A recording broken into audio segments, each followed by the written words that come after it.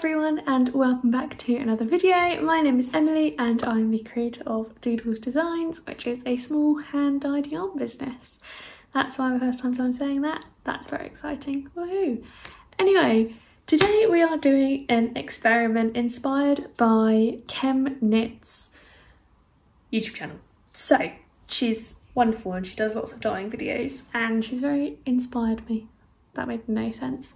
Anyway, so I am going to be doing some dyeing today, but I'm doing a little bit of an experiment to see what is better. I'm comparing two different things. I don't know. So I have some merino wool here, 100% merino wool. These look really small hanks because I hank them up differently to how I normally hank up my yarn. But they are tiny, but they are 50 grams each, I promise, but they look really tiny. So I'm using 100% merino wool today, and the main experiment is adding citric acid to yarn dyeing. That's a really horrible way of saying it. Anyway, for all of my yarn dyeing experience, which has been about 2 months now, I've never used any additives in with my water or in with my dye. So I've just been using water and dye and it's been working pretty well for me, but I keep seeing people use citric acid or white vinegar. Now, most people prefer citric acid because it doesn't smell. So I went ahead and I bought some citric acid. This is just the cheapest one I could find on Amazon. It's Sillet Bang and it's pure citric acid. They're normally used in cleaning, but you can use this in dyeing your wool. And apparently it is meant to make the dye stick to the wool. Now, previously I haven't had any trouble with that, but I do have it where especially when I'm speckling, it doesn't stick quick enough. So it kind of dissolves and spreads, and when I'm speckling that is not what I want, obviously. So we're going to do a speckling experiment today. Both yarns are going to be using citric acid, but I want to know how using how much makes how much of a difference. So I have a little shaker here which I'm also going to use. I bought this today. It's like a little icing duster one, so I want to see how well that works as well. Some mini experiments going on, but I'm going to have both of my yarns in the same tray so that it just makes it easier for me, and I don't think that this will affect the experiment at all. Well, might do a little bit, but I'm not that fast. The first yarn I'm going to soak in normal tap water, and the second yarn I'm going to soak in tap water with citric acid in it, because this is one of the ways that you can add it to your yarn. And then for both of the yarns, when I'm speckling, I'm going to have my dye in here mixed with citric acid so that they both have citric acid speckles on them. So one yarn is going to have like double the amount of citric acid and one yarn is going to have half the amount of citric acid. And I want to see which one turns out best or if they both look the same. I'm just excited really because I've been wanting to try this for a while now and I've only just got around to buying it. Same with this. So let's do this. Let's go into the kitchen. Let's try it out. Kitchen. So first thing I'm going to do is add some zip ties to my yarn. I use reusable zip ties because they are reusable. Pretty much it. So I've already hanked up my yarn. As I said, I did the hanks smaller than I normally would. Don't ask me why. I think I just forgot that that's not how I normally do it. So yeah, pop me reusable zip ties on and then I'm going to start soaking. Obviously one is going to be in citric acid.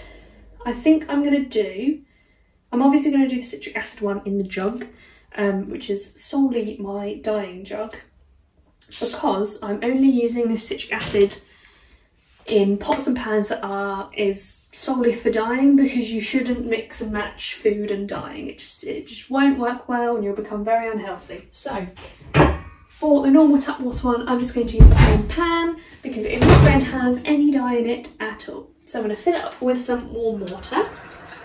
And I'm going to pop my, I'm just going to put it here for now. And I'm going to pop my, oh, drop my chopstick. Can you see? No, let me pop you down. There we go, that's better. So this is not on heat, by the way, I just put it there to put it there. So this is just going to soak normally in water. Be very careful not to spill any.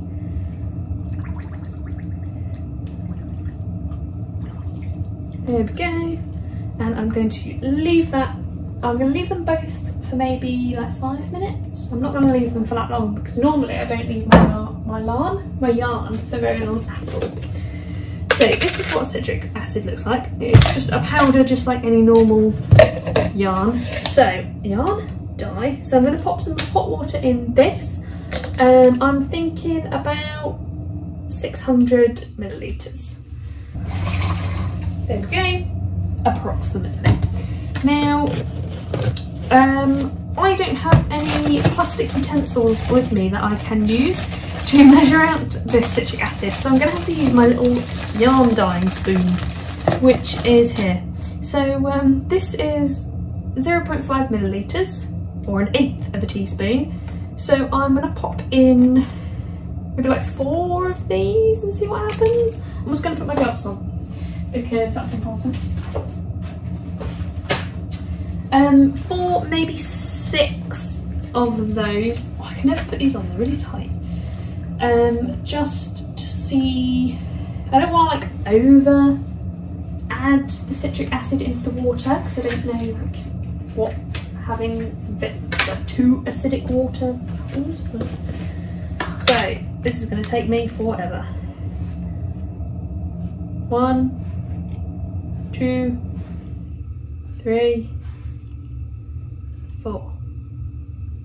Should I just work with that or do I do 5? Let's do 5. Why not? 5 heaped. 1/8 of a whatever it is. And then I'm just going to use my whisk and whisk that up just so that it dissolves into the water. I feel like a scientist. Right, I think that has dissolved. So what I'm going to do is, I forgot to do this before, but I'm just going to put some kitchen roll down because I don't want to make a mess.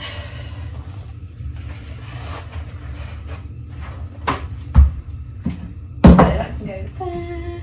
And then I'm going to soak the other yarn in water with citric acid in it.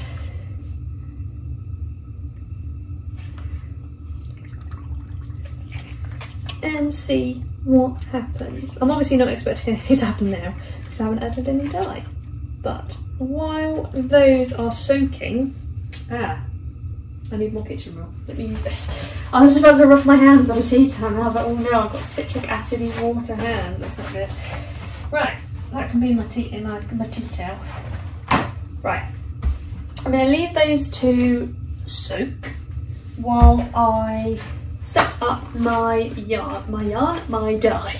So I'm using this today. This is like a little metal salt shaker, but the only reason that I went on Amazon to find this one, it's like an icing duster thing, is because I couldn't find a like a cheap plastic salt shaker or spice shaker or whatever with tiny little holes. They all had like the big 3 holes. And I didn't want that because all of my yarn would have fallen out. So what have I got on me? Gross. Let me wash that off my hands. Some food. Don't know how.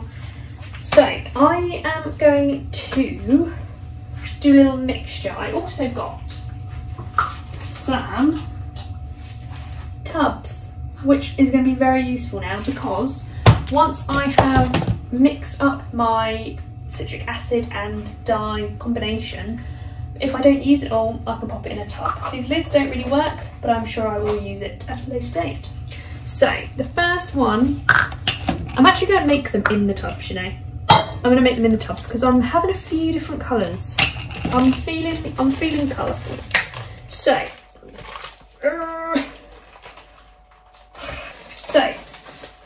we're going to go for, these are dyes that I use, by the way, if I've never shown you them. I don't know if they are the best ones, they are just the first ones that I found and the ones that are readily available to me. This one is running out. Woohoo! Right, I definitely want to use either scarlet or magenta. I'm thinking more scarlet. Scarlet is a beautiful colour. I love scarlet. And I also want some blue. I want it very light blue though. I'm thinking a little bit of green and maybe some, do I just do like a rainbow? Oh, I don't know. I also want a bit of purple. What do I do? Right, I definitely want scarlet and blue and purple. Thinking, do I want purple? No, I don't know if I do. Let's start with scarlet and work our way up. So, where's my spoon gone? I'm going to use my spoon for the majority of the mixing as well. Should have bought a second one of these with me, but I didn't, so that's fine. Ooh. So, first off, I'm going to add some citric acid. I genuinely have no idea how much. I'm just going to add maybe like one or two. Oh, maybe one. One little thingy, just because I don't want too much dye mixed up. Because I don't want to be in a place where I can't use it all. And then I think I'm going to go for half of one of these. Yeah. And, whoops, mix her up. My theory, I can always add more.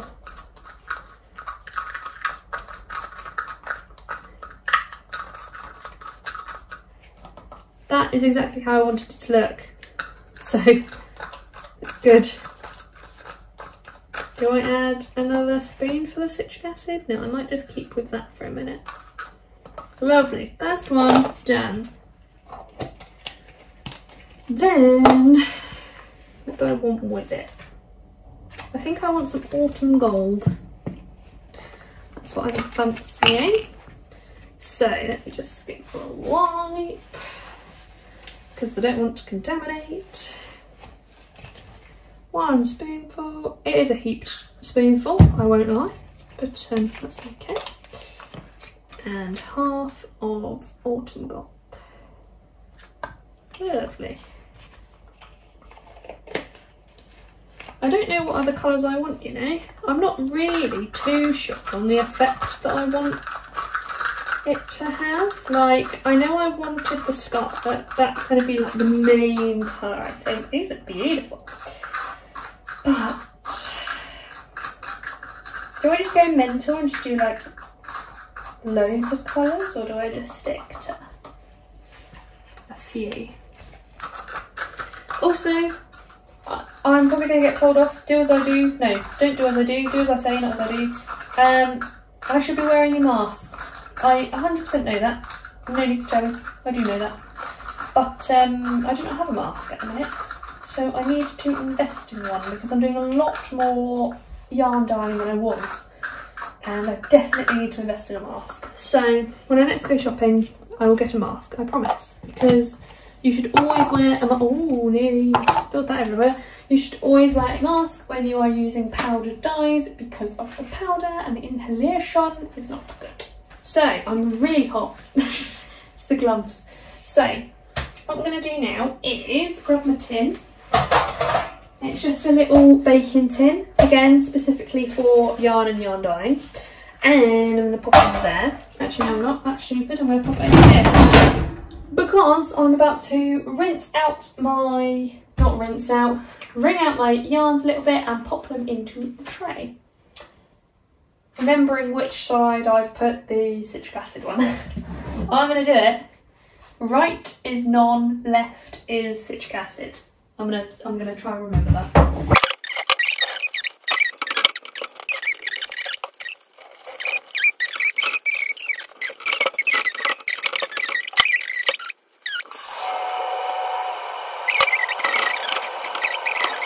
There is water underneath, so my yarn will not burn. That works beautifully. You're on the microwave. Right, anyway, let me put that back. So let's start dyeing some yarn and see how it works. So pop on the salt shaker. First, oh hello. First I'm going to go for a bit of scarlet. I'm going to pour it all in, and then whatever I don't use I can come out, or I might need to make some more, who knows. And then, I'm quite scared, but let's just do it. I'm going to turn the gas on just a little bit, right on the lowest setting, and I'm just going to start sprinkling. Quite scared though. Oh! Oh! It's working. Oh my goodness!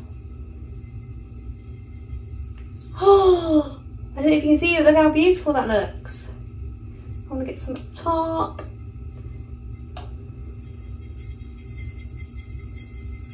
Okay, I think that's enough for now. Whoa! Oh my god, I love it. Right, I'm just going to tap that so they're all out of there. Oh, I didn't use a lot. Pop that back in here. And then they will start to, oh my goodness, look at them. They're gorgeous. This is also my first time using citric acid at all, so I'm guessing that the yarn is going to look a bit different. I'm thinking it is going to look more speckledy. I've tried my glove in the tub. Now, there we go. So I'm really excited. Right, next up is going to be autumn gold.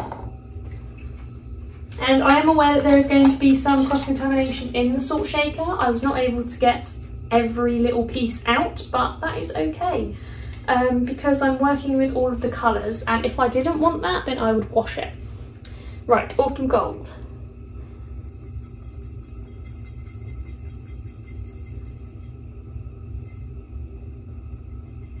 Oh, I was a bit heavy over there.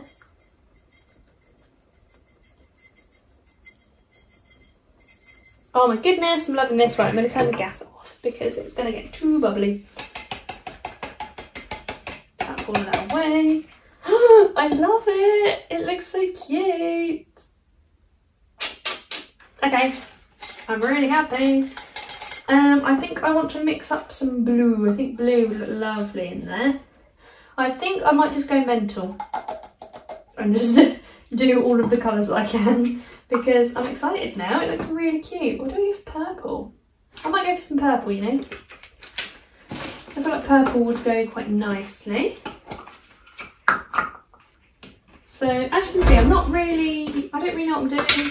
Not really prepared, but sometimes that is the best way to go about yarn dyeing. Just not have a Scooby and just go for it. Right, a little bit of purple. Now this purple is quite dark, so I'm going to do a tiny bit, about a quarter. I'm very hot. It's very hot in here. Mix that in. This looks black. But it's not, I promise. Also, my black from this colour range, I swear is not black. It's like purpley. I don't know if that's normal or not. Like, I don't know. Right, I'm going to go a bit of purple. I don't want to go for too much purple. But a little bit would look very cute, I think. I am in love with how this looks. Stunning. Stunning. Okay, do I leave it like that or do I go for more?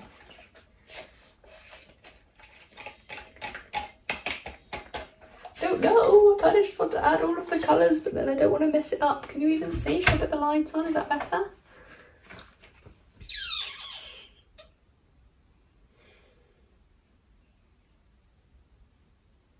I feel like I might actually leave it like that, you know. But I'm going to empty this. And, oh, there's a lip. Somebody designed this with a lip in it. That's not helpful.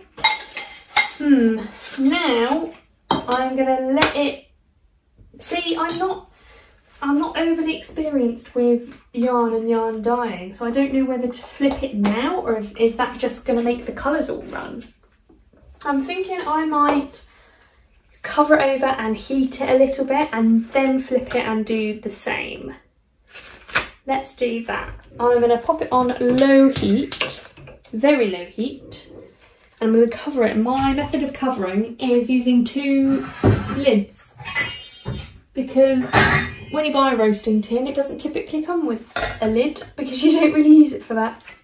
So this is my method. It works quite well. It doesn't touch the yarn. We're all good. So I'm going to leave it for maybe about 5 to 10 minutes and then I will be back. Okay, so it has been 10 minutes. I'm going to uncover the yarn and see if there's any difference or not, and then flip it over and speckle the other side. Now normally when I've speckled and I leave the yarn to heat, it spreads. Yeah, so if this hasn't spread, I'm going to be very, very chuffed. Let's have a look. These are going to be very hot as well, so I'm going to pop them over here. Oh, it's looking good.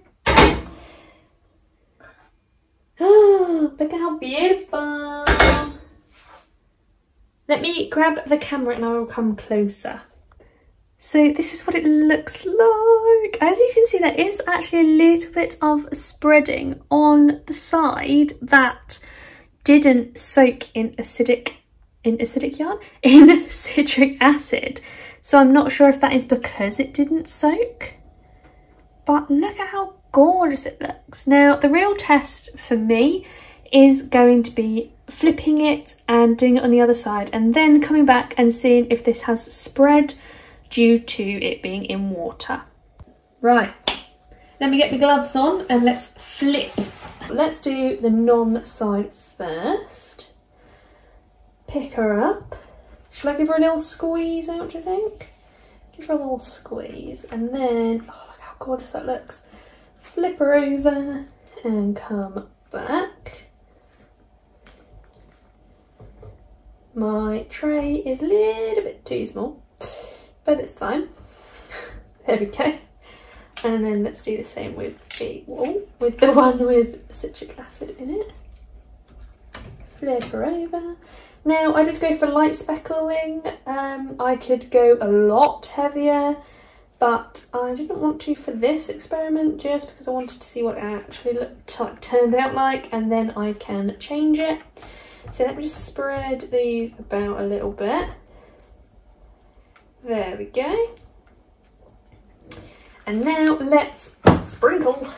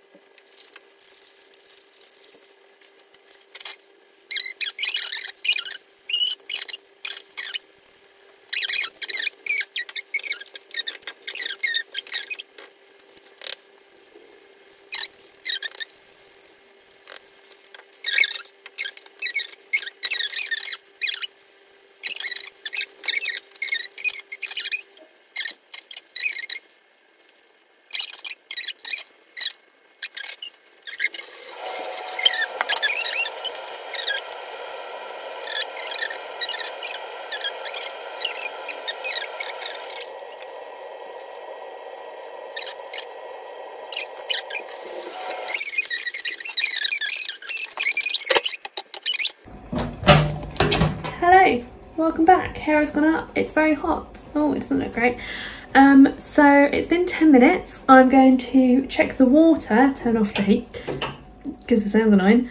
Check the water, which is also something that I learned from Chemnitz, who I will put down in the description because she does some amazing tutorials and I've genuinely learned so much just by watching her. So I'm going to put you back. I'm going to take the lids off and check the water to see if it is clear. Let's take these off. Oh, looking good. Oh, lovely. Right, and what I'm going to do is I'm going to clean this little spoon because, as I said, I don't have much else to check the water with. I'm just going to give it a wash. There we go, give her a little clean as well. And I'm just gonna spread this out a little bit. And I think it's clear. Whoa! And there's not a lot bit left. So let's get them out. I'm gonna get them out, drain all the water out of them and then leave them to dry, and I will be back soon. Look at how cute they look. I'm also going to try my best to keep them separate so that I know which one's which.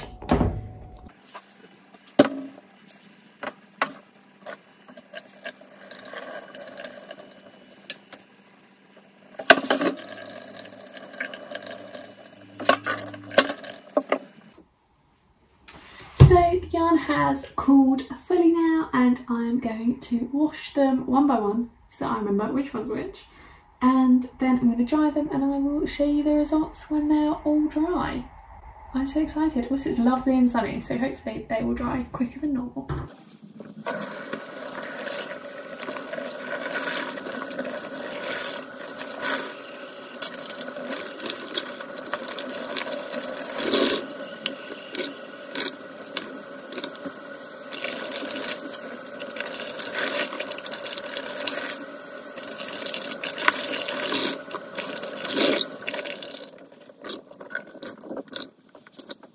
Everyone, it is the next morning.